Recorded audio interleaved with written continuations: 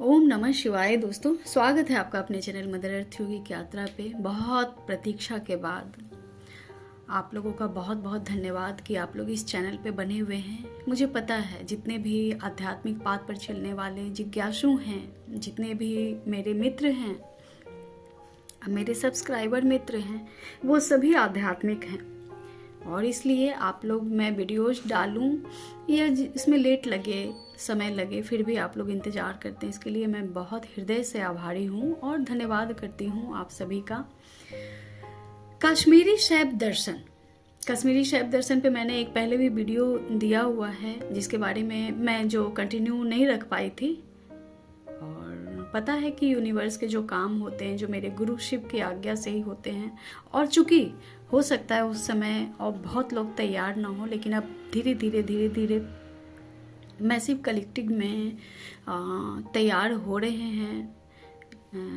जो आध्यात्मिक पाथ पे चलने के जिन्होंने बीड़ा उठाया है, तो चलते हैं आगे। कश्मीरी शैव दर्शन के बारे में हम लोग जानते हैं थोड़ा सा कि कश्मीरी शैव दर्शन जो है शिवोपदिष्ट यानी शिव की उपदेश या शिव की दृष्टि, जिन्हें शिव आगम कहते हैं, ये सीरीज उनके मूल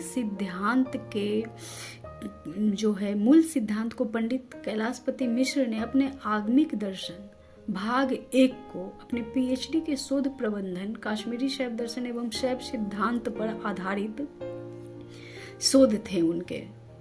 और अगर विज्ञान भैरव के मूल उत्पत्ति की बात करें, कश्मीरी शैव दर्शन और विज्ञान भैरव जो है वो दोनों दो चीज नहीं है, एक ही चीज है। विज्ञान भैरव जो है वो बृहत रूप से डायरेक्ट जो वाणी दी गई थी, जिन लेखकों का मैं आगे चर्चा करूंगी कि कौन कौन से लेखक तो न कहें उन्हें, बहुत गुह ज्ञान रखने वाले जो संत थे, जिन्हें आगम उन्हें प्राप्त हुआ था, शिव आगम, उन्हीं के द्वारा जो लिखी गई थी, वो सब आगे हम जानेंगे। लेकिन इसका जो मूल उत्पत्ति जो है विज्ञान भैरव की चर्चा इसलिए है क्योंकि विज्ञान भैरव जो है वो कश्मीरी शैव दर्शन, वहीं से ये शुरुआत होती है इस तंत्र की। तो इनकी उत्पत्ति की बात करें तो बहुत सारे विद्वानों ने, प्रथम दीपिका भट्ट आनंद ने लिखी, तब उसके बाद क्षेमराज ने लिखना प्रारंभ किया,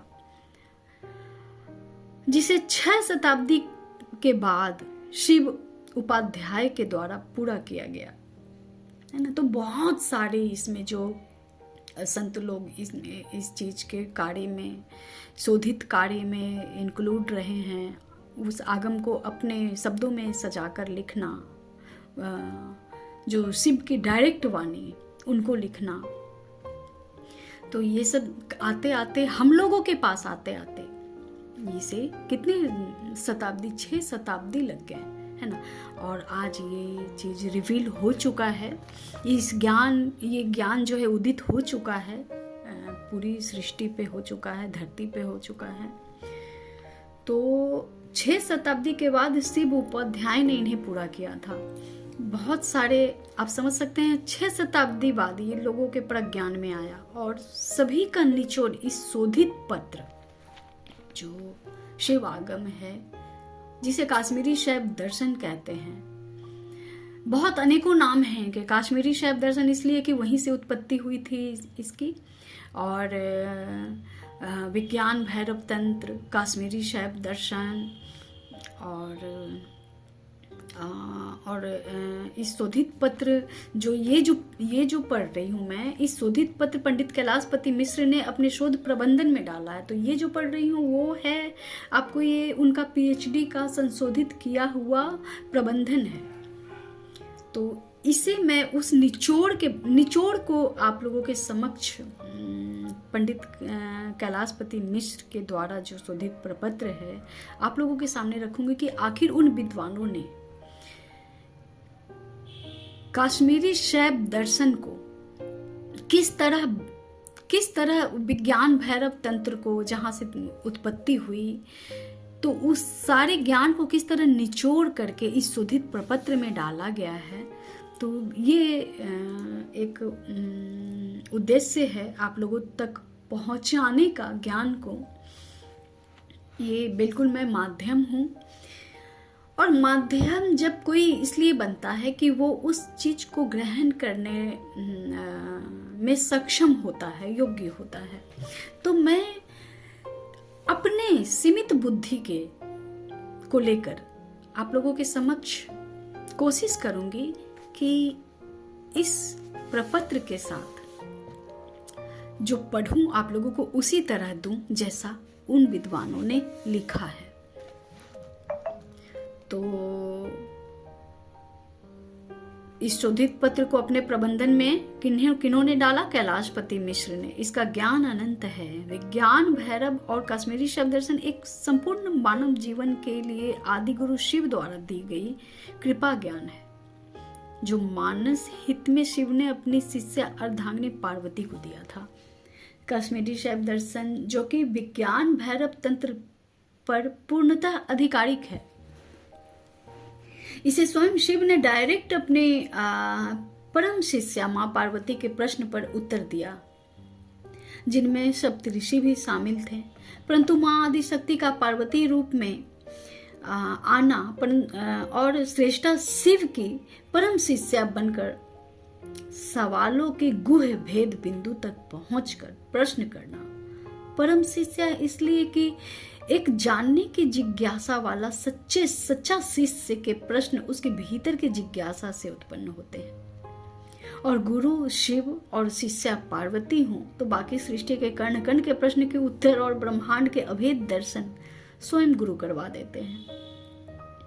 बहुत सारे विद्वान पंडितों या कहें ईश्वर कृपा गुरु प्रेरणा से अवतार धरती पर आए और इस ज्ञान को संस्कृत में लिखा गया था, और हिंदी अनुवाद आते आते 6 शताब्दी लग गए। कह सकते हैं कि काल भैरव को सब पता है कौन से ज्ञान को किस वक्त उदित करना है। मेरा ऐसा मानना है जब मानव ग्रहण करने योग्य हो जाता है, प्रथम चरण स्वीकारोक्ति के साथ, तो ब्रह्मांड की शक्तियां आगे का मार्ग स्वयं प्रशस्त करती हैं। और अभी 2018 से मैसिव कलेक्टिव इनलाइटमेंट का दौर अभी चल ही रहा है। ये बहती गंगा में आप सब भी स्नान कर लो। यहां सिर्फ गंगा नहीं है बल्कि संगम है। पवित्रता और ज्ञान, पवित्रता और कालिमा की, गंगा जमुना और सरस्वती की। जमुना को पहले भी कृष्ण ने विषधर से मुक्त किया था, आज भी विषधर से मुक्त किया जा रहा है, ताकि ज्ञान पवित्रता के साथ जल तत्व की शुद्धि हो। ज्ञान की पवित्रता के साथ जो है वो जल तत्व की शुद्धि हो, अंदर से भी बाहर से भी। जब अंदर से होगा बाहर स्वतः ही होगा। मैं विज्ञान भैरव तंत्र पर भी ईश्वर ने चाहा तो वीडियो बनाना चाहूंगी, पर अभी तो इसके मूल सिद्धांत को ही समझते हैं, जो कश्मीर शैव दर्शन में शिव शक्ति क्या है। या ऐसा ही कहना उचित होगा कि शिव ने कश्मीर, जो कि हिमालय श्रृंखला का स्थान है, कश्मीर के क्षेत्र में अपने आगमवाणी के द्वारा चुनाव किया इस ज्ञान को धरती पर प्रसारित करने का। अभी मैं जिसके बारे में बात करूंगी वो आगमिक दर्शन के मूल सिद्धांतों के साथ है।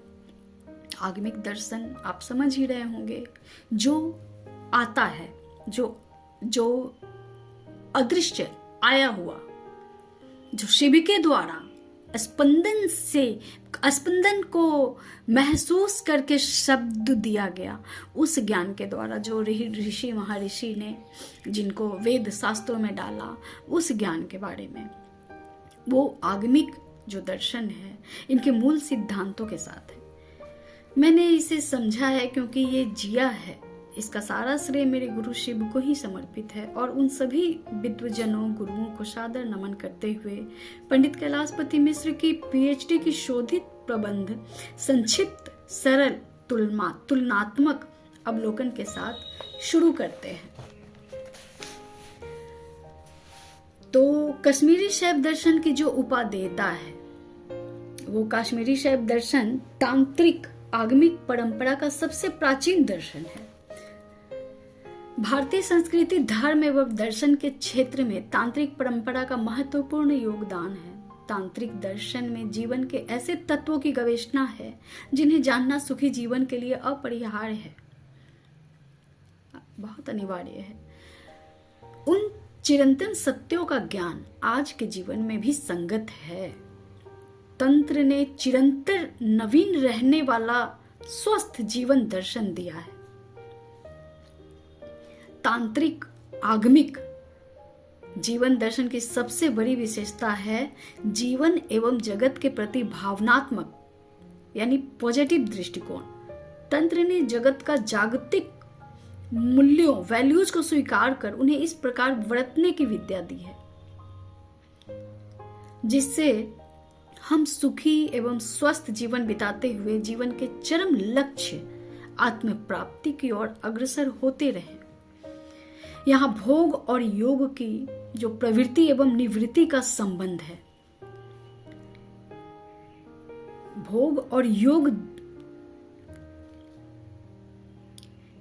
भोग की प्रवृत्ति और उससे निवृत्ति का भी संबंध समन्वय है। ये यहाँ भोग भी योग बन जाता है एवं साधारणतया बंधन करने वाला संसार स्वयं मोक्ष का साधक बन जाता है। कितनी बड़ी बात है दोस्तों।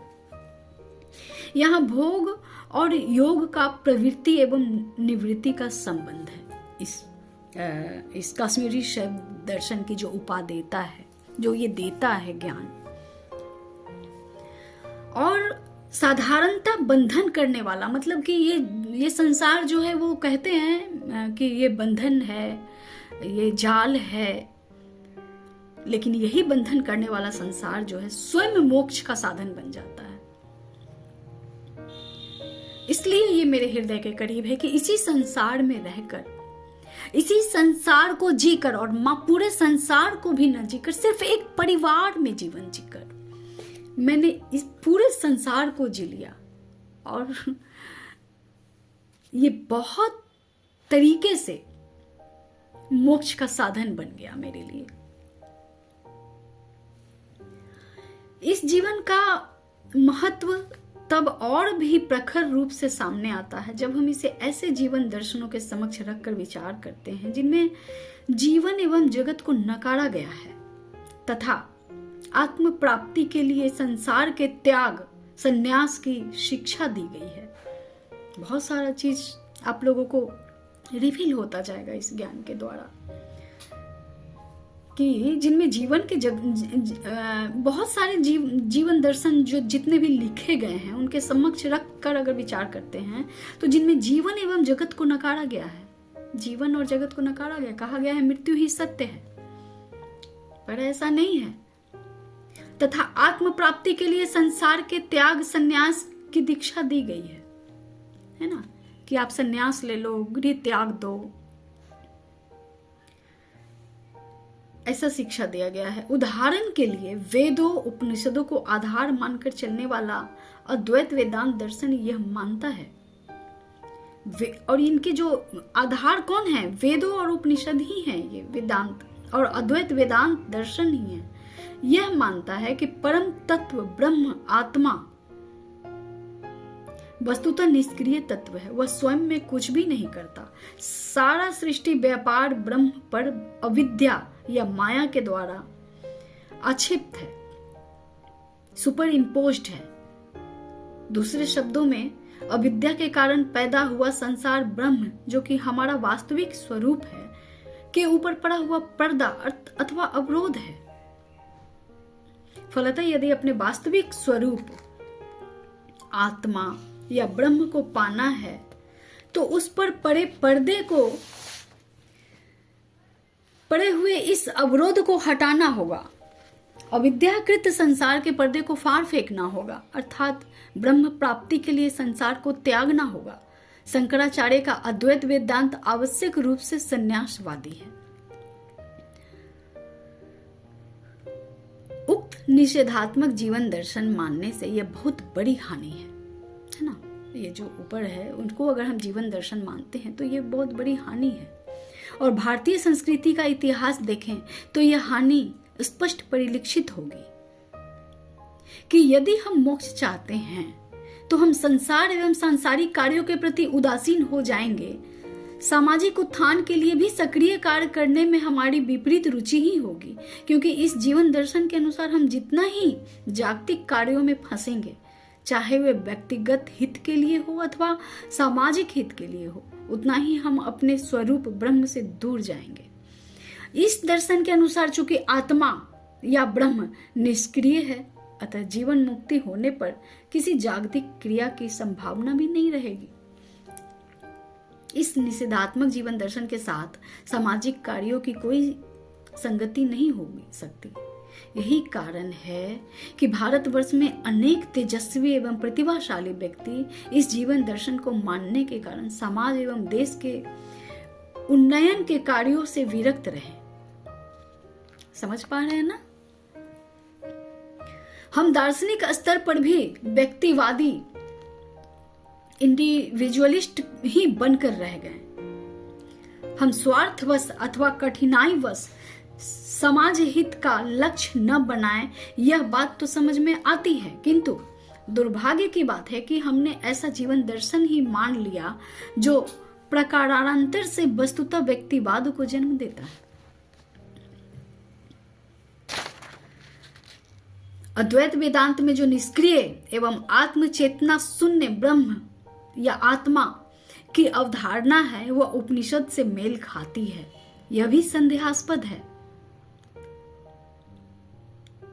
ऐसा ब्रह्म तो वस्तुतः जड़ तुल्य हो जाता है। ऐसा जो ब्रह्म है वो तो निष्क्रिय है, जड़ तुल्य है, फिर वो किस काम का? इसलिए उपनिषद का बाह्य न तो जड़ तुल्य है और न उपनिषद इस प्रकार के निषेधात्मक जीवन दर्शन को जन्म देते हैं, है ना। उपनिषद का जो ब्रह्म है वो न जड़ तुल्य है, न वो जमा हुआ है, और न उपनिषद इस प्रकार के निषेधात्मक जीवन दर्शन को जन्म देते हैं। उपनिषदों का दृष्टिकोण तो पूर्णतः भावात्मक है, पॉजिटिव है। उपनिषद की जो दृष्टिकोण है वो पूरी तरह से पॉजिटिव है। इसलिए श्री अरविंद, रविंद्रनाथ ठाकुर आदि विचारकों ने उपनिषद के ही आधार पर ऐसा जीवन दर्शन दिया जो पूर्णतः भावात्मक है, पूर्णतः भाव के अनुसार है, भाव को ही प्रधानता दी गई है। यहाँ स्वामी विवेकानंद ने भी व्यवहारिक वेदांत, प्रैक्टिकल वेदांता के रूप में वेदांत की भावनात्मक व्याख्या प्रस्तुत की। उन्होंने तो यह स्पष्ट कर दिया कि समाज हित का कार्य आत्म प्राप्ति का आवश्यक साधन है। वैष्णव दर्शन भी अद्वैत वेदांत की निषेधात्मक व्याख्या में से सहमत नहीं है। अद्वैत वेदांत के जो निषेधात्मक व्याख्या है उससे वैष्णव दर्शन भी सहमत नहीं है। अद्वैत वेदांत ने जो निषेधात्मक दृष्टिकोण दिया है उसका एक कारण यह है कि अद्वैत वेदांत ब्रह्म के विषय में जिस पूर्व मान्यता को मानकर चलता है उसे मानकर चलने पर निषेधात्मक निष्कर्ष निकलेगा ही। यह पूर्व मान्यता यह है कि ब्रह्म निष्क्रिय है। ब्रह्म को निष्क्रिय मानने का भी यह कारण है कि अद्वैत वेदांत समस्त क्रियाओं को कर्म मानता है ना। ब्रह्म जो निष्क्रिय जो मानते हैं उनका यह भी कारण है कि जो अद्वैत वेदांत से जो रिलेट कर गए हैं, अद्वैत वेदांत समस्त क्रियाओं को कर्म मानता है, क्योंकि अद्वैत वेदांत तो समस्त क्रियाओं को कर्म मानते हैं। और कर्म अपूर्णता का द्योतक है, यानी काम करते जाओ फिर वो कंप्लीट कहाँ होगा, अपूर्णता का द्योतक। साधारणतया जब हम में कोई कमी होती है तभी उस कमी की पूर्ति के लिए हम कर्म करते हैं। यदि हम पहले से ही परिपूर्ण हो तो फिर कर्म करने का क्या कारण रहेगा। अतः यदि ब्रह्म में कर्म माना जाए तो ब्रह्म को अपूर्ण मानना होगा। यदि ब्रह्म काम करता है तो फिर ब्रह्म को अपूर्ण मानना होगा। जो उपनिषद की मूल्य मान्यता के प्रतिकूल होगा। अतः अद्वैत वेदांत ब्रह्म को निष्कर्म अथवा निष्क्रिय मानता है। इसलिए ब्रह्म में सृष्टि क्रिया नहीं मानी जा सकती। ब्रह्म में सृष्टि की क्रिया नहीं मानी जा सकती। आगे सुनते समझते जाइएगा। बहुत एक बार नहीं, 2 बार नहीं, अगर जरूरत पड़ी तो 2 बार 3 बार करके स्लो पे आप इसे समझना चाहिएगा तो बिल्कुल उतरता चला जाएगा कि आगे क्या क्या रिवील हुआ है, क्या क्या ज्ञान जो है उदित हुआ है। ये तो अभी इनका सार कहा जा रहा है कि क्या मत और मतांतर थे और कौन जितने आगम के साथ साथ, ये आगम की वाणी है और आगम के वाणी और जो ये जो दिया गया है, ये जो उपनिषद कही गई है, जितने वेद कहते हैं, उन सबों के मत मतांतर की जो बातें हैं वो सब यहाँ भी समझाया जा रहा है। अब प्रश्न उठता है कि उपनिषद में स्पष्ट कहा गया है कि ब्रह्म ही सृष्टि करता है। जब अद्वैत वेदांत ब्रह्म को निष्कर्मा अथवा निष्क्रिय मानता है,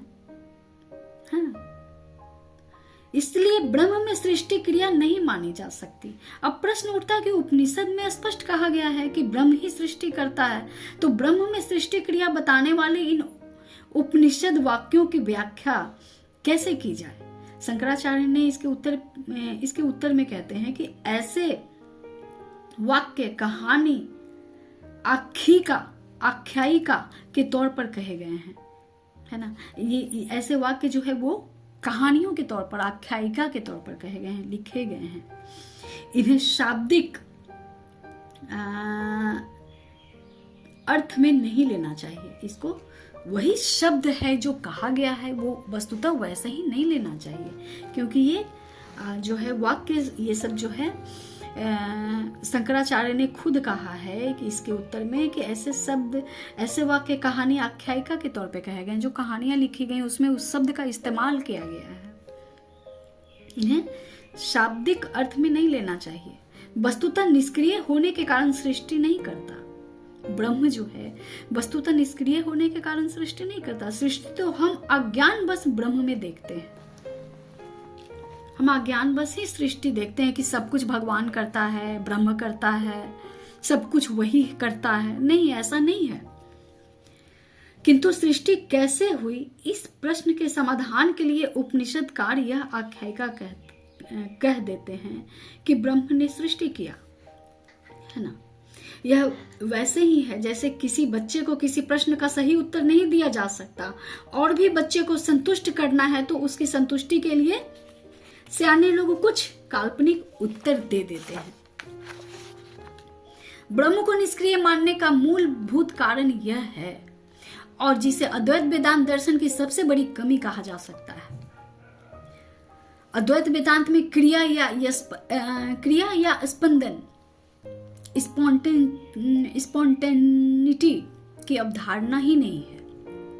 अद्वैत वेदांत जो दर्शन है उसमें क्रिया, वेदांत या स्पंदन की अवधारणा ही नहीं है। वहां समस्त क्रिया को अपूर्णता का द्योतक कर्म ही समझा गया है ना। जितने भी कर्म हैं उन सबको, कर्म को ही अपूर्णता का द्योतक समझा गया है। इस बात पर ध्यान ही नहीं दिया गया कि ऐसे भी क्रिया होती है जो अपूर्णता की द्योतक नहीं है और फलतः जिसे कर्म नहीं कहा जा सकता। कितनी गहरी बात है, इस पे किसी का ध्यान ही नहीं गया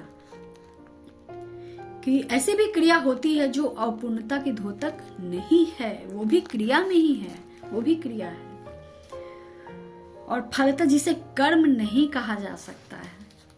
यह सत्य है कि साधारणतः जो कर्म हम करते हैं वह प्रायः अपूर्णता या कमी से ही उदित होता है, किंतु ऐसा भी होता है कि जब हम कमी का अनुभव नहीं करते और आनंद में रहते हैं तो कुछ क्रियाएं स्वाभाविक रूप से फूटती हैं। आप भी महसूस करना इस चीज को, जब आप बिल्कुल आनंद में रहते हो तो कुछ क्रियाएं स्वाभाविक रूप से फूटती हैं। यही स्पंदन है। उदाहरण के लिए जब हम आनंद में परिपूर्ण होते हैं तो उस आनंद से गाना, नाचना आदि क्रियाएं स्वाभाविक रूप से स्फुटित हो सकती हैं। बच्चा जब किलकारी भर खेलता है तो यह नहीं कि बच्चा अपने भीतर किसी कमी की पूर्ति के लिए ऐसा करता है, वरन बच्चे में जो सहज आनंद है वही किलकारी के रूप में प्रवाहित या स्फुरित होता है। उत्तम काव्यात्मक सृजन भी ऐसा ही स्फुरन है। ऐसे ही स्फुरन को तंत्र में क्रिया, स्पंदन, विमर्श, शक्ति, स्वातंत्र आदि नामों से कहा गया है। ऐसे ही जो स्फुरना आती है, जो स्वतंत्र क्रिया जो होती है, तो जो प्रवाहित होती है, जो स्पंदन फूटती है, ऐसे ही स्फुरन को जो तंत्र में क्रिया, स्पंदन, विमर्श, शक्ति, स्वातंत्र आदि नामों से कहा गया है। इसी को सूफी लोग मौज कहते हैं। हम अपने आगतिक अनुभव में स्पंद का जो उदाहरण पाते हैं वह भले ही 100% शुद्ध ना हो, अर्थात उसमें थोड़ी बहुत अपूर्णता भले ही हो, किंतु इसमें पूर्ण क्रिया या स्पंद की संभावना शोधित होती है। और यह मानने में कठिनाई नहीं होती कि शिव में पूर्ण क्रिया संभव है। यह क्रिया कर्म नहीं है और फलता अपूर्णता के कारण नहीं है, वरन आनंद की पूर्णता का स्वाभाविक स्फुरन है।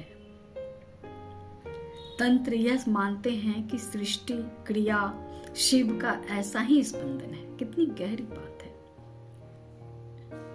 यहां बहुत कुछ क्लियर हुआ होगा कि ये क्रिया जो है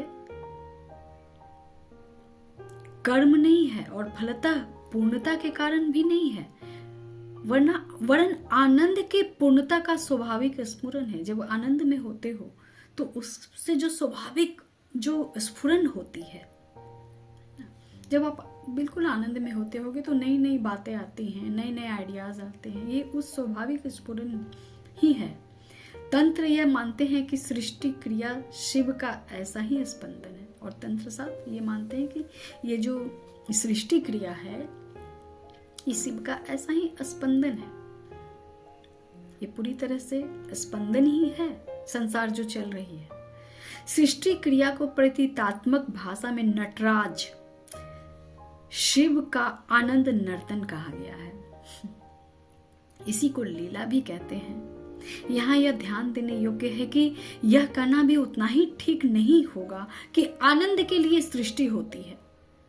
ये बिल्कुल ठीक नहीं है कि भगवान को तो बहुत मजा आ रहा है सृष्टि का खेल देख के, क्योंकि वो सृष्टि रचे हैं, उन्हीं का रचा हुआ है ना। ये बिल्कुल ठीक नहीं है, उचित नहीं है कि आनंद के लिए सृष्टि होती है, वरन यह कहना अधिक ठीक होगा कि आनंद से सृष्टि होती है ना। आनंद से सृष्टि होती है। तात्पर्य यह कि सृष्टि के लिए आनंद आदि कोई भी प्रयोजन नहीं है, वरन सृष्टि आनंद के परिणाम स्वरूप होती है। आनंद पहले, सृष्टिवाद में। बच्चा भी जो किलकारी भरकर खेलता है तो ऐसा नहीं है कि बच्चा आनंद के लिए खेलता है, वरन बच्चा आनंद से खेलता है या आनंद के कारण खेलता है। तो तंत्र वेद का पूरक है। अब यहां पे आ जाते हैं कि तंत्र क्या वेद का पूरक है। तो हम समझते हैं कि उपनिषद में भी यही माना गया है कि सृष्टि ब्रह्म के आनंद से होती है। आनंद दाद ही एवं खलु इमामी मुतानी जायते। दूसरे शब्दों में उपनिषद में स्पंद की अवधारणा स्पष्ट रूप से वर्तमान है। ब्रह्म को निष्क्रिय मानने और फलतः सृष्टि परक वाक्यों को आख्यायिका मानने की कोई आवश्यकता नहीं है। उपनिषद में स्पंद की अवधारणा स्पष्ट रूप से वर्तमान है। यही है ना वाक्य। अब कि ब्रह्म निष्क्रिय मानने और फलतः सृष्टि कारण वाक्यों की आख्यायिका मानने की कोई आवश्यकता नहीं। हाँ, कथ्य को रोचक बनाने के लिए उपनिषदकार ने इतनी आख्यायिका भले ही लगा दी हो कि उसको अकेले अच्छा नहीं लगा, अतः उसने इच्छा किया कि अनेक बन जाऊं और पैदा करूं इस एकाकी स एकाकी न रेमे शैच्छत एकोहम बहु श्याम प्रजायति। किंतु मूल बात अर्थात सृष्टि क्रिया को भी आख्यायिका मानना न केवल आवश्यक है वरन तात्पर्य के विरुद्ध भी है ना। तो जितनी सारी लोकोक्ति है और जितने सारे आख्यायिका लिखी गई हैं और बहुत सारी जो बोली गई हैं उपनिषदों में भी वेदों में भी, ये सब जो है शिव आगम शोध कर देता है ना। मैंने यही जाना है कि इन सभी चीजों को शिव आगम जो है वो शोध कर देता है। उक्त बात को समझा जाए तो यह भी स्पष्ट हो जाएगा कि ब्रह्म और ईश्वर का भेद करना जैसा कि अद्वैत वेदांतियों ने किया है भी अनावश्यक एवं अनुचित है। अद्वैत वेदांती भी जो हैं वो भी बहुत सारी चीजों को भेद, ईश्वर को और ब्रह्म को भेद कर दिए, वो भी अनुचित है। उपनिषद का ब्रह्म न तो वस्तुतः निष्क्रिय है और न ही उपनिषद में ब्रह्म तथा ईश्वर का भेद किया गया है। समझने की प्रक्रिया है कि जिन्होंने जैसा पढ़ा समझा वैसा लिया और उन्होंने अपने शब्दों को कलमबद्ध किया, है ना। तो ये कहा गया है यहाँ पे कि उपनिषद का ब्रह्म न तो वस्तुतः निष्क्रिय है और न ही उपनिषद में ब्रह्म तथा ईश्वर का भेद किया गया है। कहने का तात्पर्य यह है कि तांत्रिक दर्शन में जो क्रिया या स्पंदन का मूल सिद्धांत है वह उपनिषद में भी वर्तमान है। हाँ, उपनिषद में वह लगभग बीज रूप में या सूत्र रूप में है, उसका पल्लवन नहीं किया गया है। वो बीज रूप में है, वो सूत्र के रूप में है, वो रिवील ही नहीं हुआ जिनका पल्लवन किया जा सके, पालन किया जा सके। जितने आग्रह, इम्फेसिस एवं विचार के साथ स्पंदन की आख्या करने की आवश्यकता है उतना नहीं किया गया है ना। यही मूल चीज है कि जितने भी वेद उपनिषद या अद्वैत वेदांत या जितने भी वेद कहते हैं बातें, उनका पूर्ण रूप से व्याख्या की आवश्यकता उतना ही किया गया है जितना उन लोगों को स्पंदन के साथ महसूस हुआ। दूसरे शब्दों में उपनिषद में स्पंद को स्वीकार किया गया है किंतु दार्शनिक सिद्धांत के रूप में उसे पल्लवित नहीं किया गया है। यह काम तंत्र ने किया है। अब ये सभी काम तंत्र ने किया है। यह कहना चाहिए कि उपनिषद के अधूरे काम को तंत्र ने पूरा किया है। तंत्र आगम, तंत्र मतलब आगम, जो आ रहा है तो हम किस तरीके से लेते हैं, जो ज्ञान आ रहा है। जैसे बहुत अभी आप आसान भाषा में अगर आपको कहूं तो डाउनलोडिंग जिसे कहते हैं, जो आगमिक ज्ञान है, आ रहा है ना। तो तंत्र के द्वारा हम समझते हैं, अपने बॉडी के तंत्र के द्वारा जितने भी नस नाड़ी नर्वस सिस्टम वगैरह हैं वो तंत्र हैं हमारे। तो तंत्र के द्वारा हम समझते हैं, वो तंत्र में पूरा किया गया। यह कहना चाहिए कि उपनिषद के अधूरे काम को तंत्र ने पूरा किया है। तंत्र आगम जो है न तो वेद उपनिषद का विरोधी है और न वेद की पुनरावृत्ति मात्र है, वरन यह वेद का पूरक है। ये वेद का पूरक है, वेद के जैसा ही है, उसका पूरक है, इसका विरोधी नहीं है। ये तंत्र जो है, जो विज्ञान भैरव तंत्र के नाम से जो है, या जो भी तंत्र है, अब तंत्र को आप दूसरे तरीके से ले लीजिए तो ये बात यहाँ नहीं हो रही है।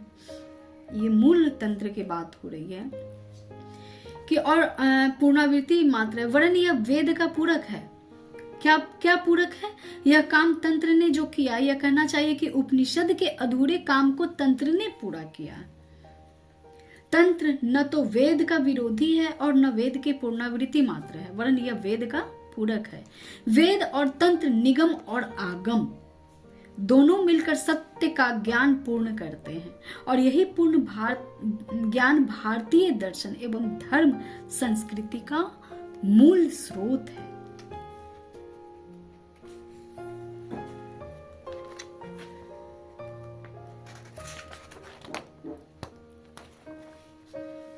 तंत्र वेद के पूरक है इस कथन का तात्पर्य ये नहीं है कि यह मानना आवश्यक है कि तंत्र वेद के बाद आया।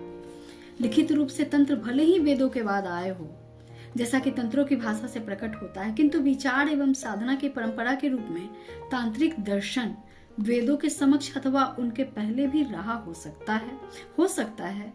जैसा कि कुछ लोग मानते हैं कि तांत्रिक परंपरा द्रविड़ संस्कृति का अंग रही हो। वैदिक एवं तांत्रिक परंपराओं का इतिहास चाहे जो भी रहा हो, ये दोनों परंपराएं जिस रूप में हमारे सामने है, उससे यही स्पष्ट होता है कि दोनों मिलकर एक स्वस्थ एवं पूर्ण परंपरा बनती है। अब ये क्रिया सिद्धांत है, ये हम लोग अभी जो समझ रहे हैं वो कश्मीरी शैव दर्शन के माध्यम क्या दृष्टिकोण है, शिव की ज्ञान क्या है, और कश्मीरी मत जो है,